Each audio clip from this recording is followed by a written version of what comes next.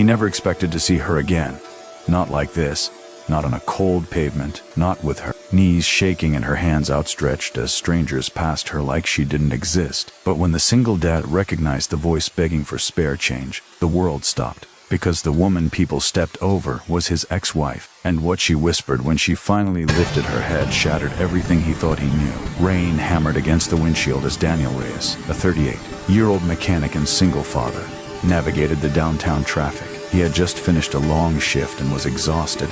The kind of exhaustion that lived in his bones. His only thought was getting home to his 9-year-old daughter, Leia, and heating last night's leftover soup. Life wasn't easy, but it was stable. Stable was enough. But as he pulled up to a red light, something caught his eye. A figure on the corner of the sidewalk, sitting near a bus stop that no longer worked, curled into herself, shivering, hair plastered to her face. Another homeless soul in a city full of them, until she lifted her face. Daniel jolted so hard he almost hit the horn. It was Maria, his ex-wife, the woman who once promised him forever, and disappeared without a goodbye. For a moment, he genuinely believed he was hallucinating. She had been beautiful once, bright-eyed, warm, the kind of person who lit up the room without trying. But this version of her cheeks were hollow, lips cracked, clothes soaked. Her hands trembled as she lifted a small cardboard sign, "Hungry, anything helps." Daniel's stomach dropped to the floor. The woman who once left him for a better life was now being ignored by the world, reduced to this. Cars splashed past her. People walked by, pretending she wasn't there. Daniel sat frozen, gripping the steering wheel so hard his knuckles turned white. He didn't know whether to step out or drive away, because with Maria came memories, good ones, bad ones, painful ones. He remembered the morning she left. No explanation, just a note that read, "I can't do this anymore." He remembered Leah crying for her at night. He remembered pretending to be strong. He remembered how much it broke him. And now, she was right there. The light turned green. Cars behind him honked. But Daniel couldn't move. Something inside him whispered, "Go to her." He pulled over and stepped into the rain. Every step toward her felt heavier. When he got close enough, he whispered, "Maria." Her head snapped up. Her eyes widened.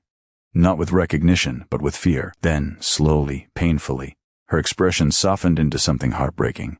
"Daniel?" she rasped. I didn't want you to see me like this." Her voice cracked. Her shoulders shook, and then she whispered the words that hit him like a truck.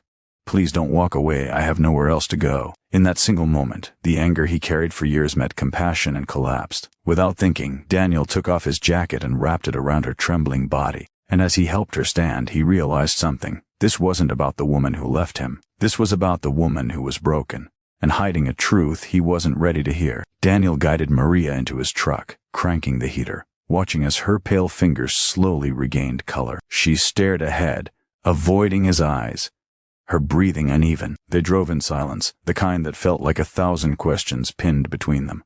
Finally, Daniel spoke gently. "Maria, what happened to you?" She closed her eyes, pain rippling across her face. "It's complicated." He waited. After several trembling breaths, she whispered, "I didn't leave because I stopped loving you. I left because I was sick." Daniel's heart stopped. She continued, voice cracking, "I was diagnosed with a heart condition. The doctors said I needed surgery, expensive surgery. I didn't want you and Leia to drown in debt because of me. I thought if I left, you'd be better off." Daniel swallowed, hard, anger and sorrow twisting inside him. "You thought abandoning your family was protecting us?" Tears spilled down her face. "I was stupid. I thought I was doing the right thing. I thought I was saving you." Her voice dropped to a whisper. "But the man I trusted, the one I left with, he used me, drained my savings, and dumped me when I got too sick to work." Every word punched Daniel in the chest. "I ended up on the streets," she said. "I've been here 8 months. 8 months. 8 months of cold nights. 8 months of hunger. 8 months of nobody caring." Daniel felt sick. Leah. What would he even tell her? Does she hate me?" Maria asked, voice trembling. "No," Daniel said quietly. "She misses you every day." Maria covered her face and sobbed, the kind of sob that came from a soul worn thin. Daniel's throat tightened. He wanted to be angry. He wanted to remember the heartbreak. But the woman before him wasn't the woman who left. She was someone broken, someone who had lost everything, and he couldn't ignore that. When they reached Daniel's home, Leah ran outside, excitement lighting her face, until she froze. Her eyes widened. "Mom?" Maria collapsed to her knees. "Baby, I'm so sorry." Leah threw herself into her mother's arms, crying into her soaked clothes. Daniel watched, heartbreaking and healing all at once. But just as hope flickered between them, Maria fainted. Her body hit the ground. "Mom!" Leah screamed. Daniel caught her, panic surging through him.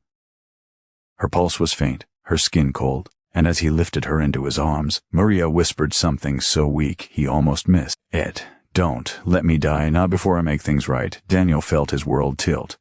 This wasn't just a reunion. This was a race against time, a fight he didn't know he would have to face, a past that had come crashing into their present, with a truth that would demand everything from him.